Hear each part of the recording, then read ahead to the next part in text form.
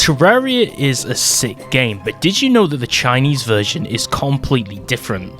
Chinese Terraria hits different, and I'm going to tell you exactly why.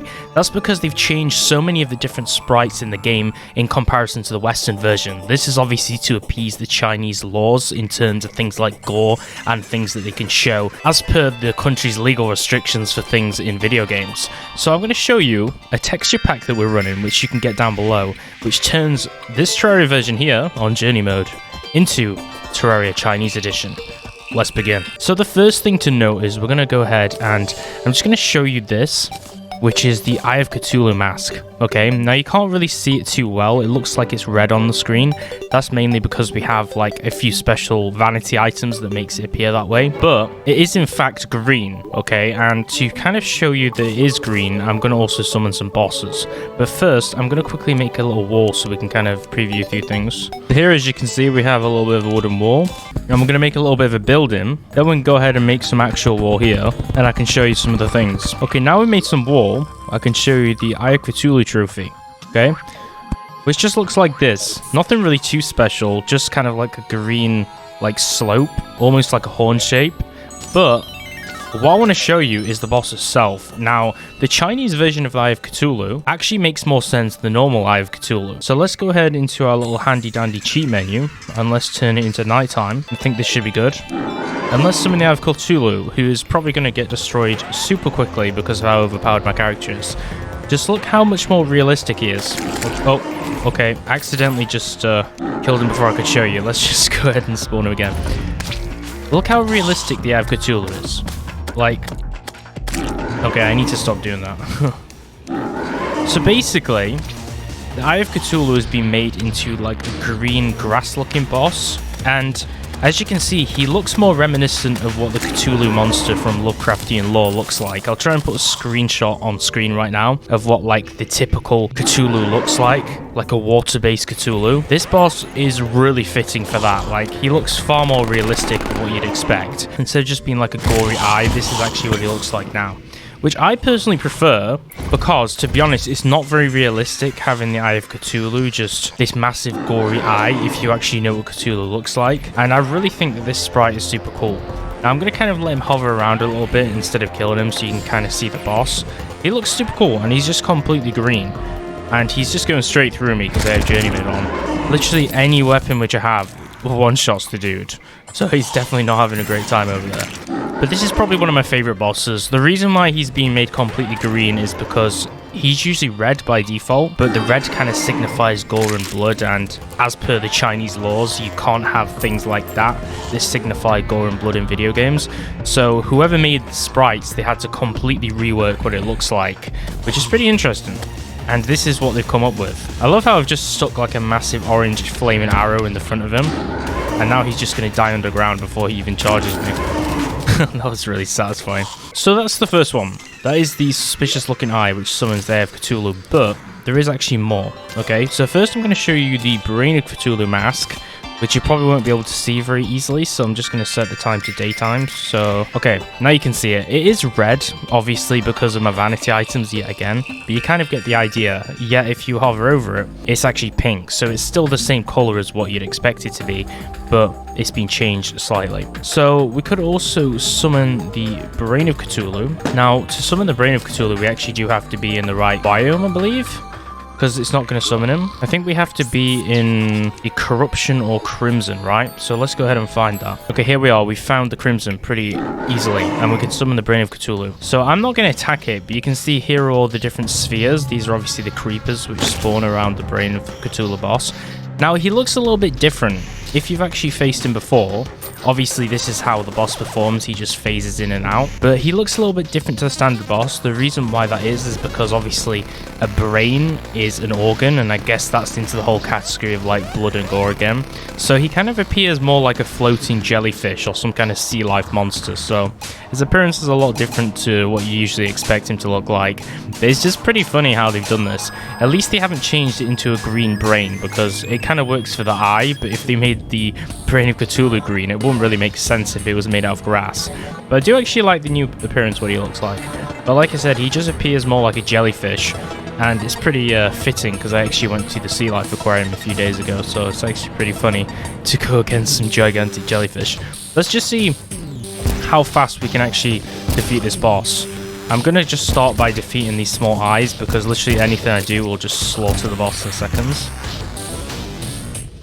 This is just how much damage the yo-yo by itself does. So that's the look of the Brain of Cthulhu. Let's just do our usual thing again, where we make some kind of like house, so you can kind of see what the boss trophies look like. So this is what the Brain of Cthulhu trophy looks like. It's kind of just like a mound, which still looks like a jellyfish. I haven't actually got a mental picture of what the original trophy looks like, so I don't really have a reference point for comparison, but I just wanted to show you that, as well as obviously the helmet, which I've been wearing for the past few moments. And we'll just compare it to the Eye of Cthulhu trophy below it too. Can try and summon a few other bosses, but most of these ones that we want to summon, as you can see, are all hardcore bosses.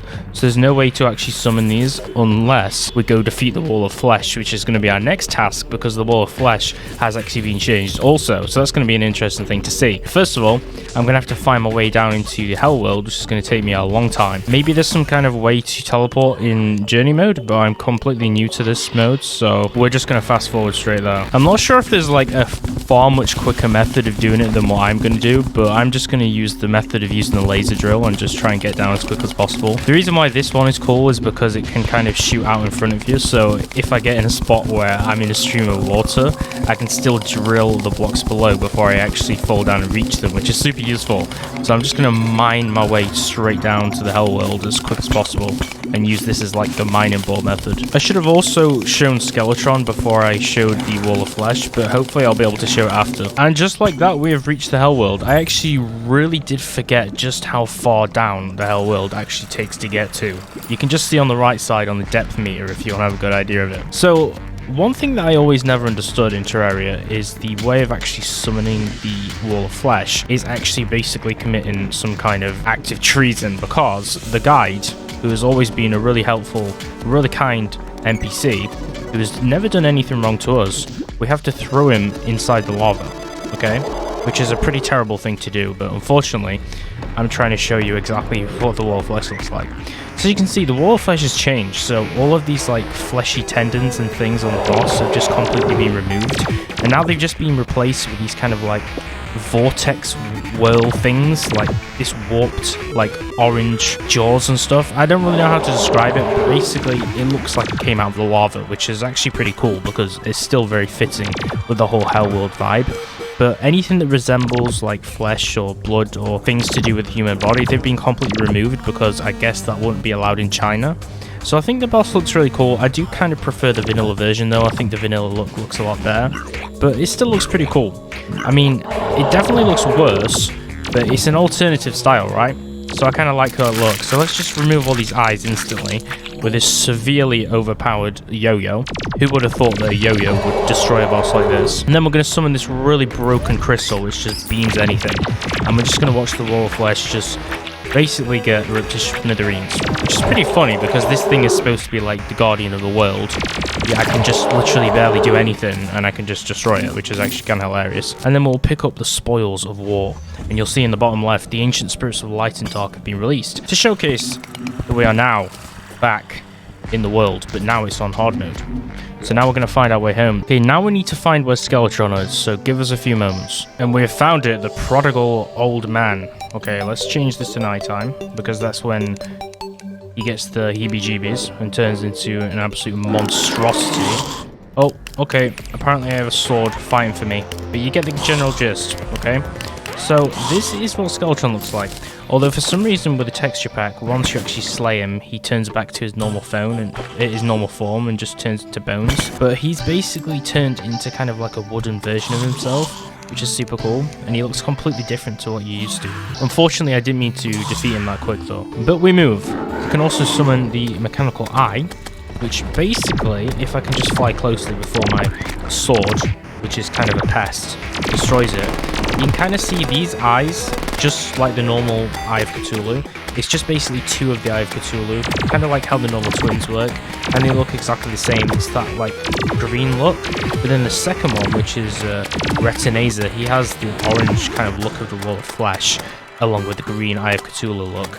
So this is what the twins look like. And now we're just going to destroy one of them and make the other one go absolutely sicko mode. And let's just take him out quickly. It's just really cool how all the bosses look completely different, although this one is obviously very similar to the Eye of Cthulhu. You could also summon the mechanical skull, so if you didn't have a good idea of what Skeletron looked like, this is Skeletron Prime, so you summon him obviously to the mechanical skull. And this looks exactly how the normal Skeletron looked like, but unfortunately I just eviscerated him in like 3 seconds, so you didn't really get a good look at him. But it's kind of like a robotized version, just like the normal boss is. So he's the kind of like weird wood creature, but then he's kind of like got the whole robot vibe and look to him. This looks really cool.